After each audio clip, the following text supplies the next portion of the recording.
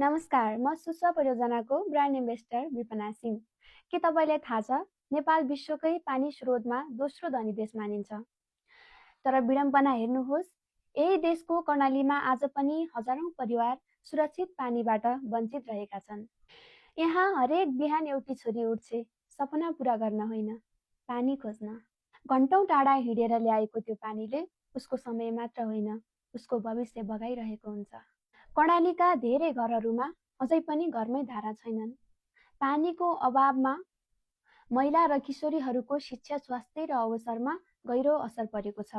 जब देश धनी छ, किन जनता तिर्खाएका छन्? किन पानीको भार अझै पनि महिलाकै काँधमा छ त? सुस्वासँगै हामी कर्णालीमा दिगो र समान पानी पहुँचका लागि काम गरिरहेका छौँ। किनकि पानी केवल स्रोत होइन, यो अधिकार हो, यो समानता हो।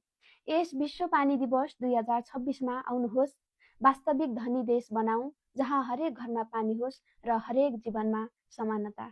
धन्यवाद।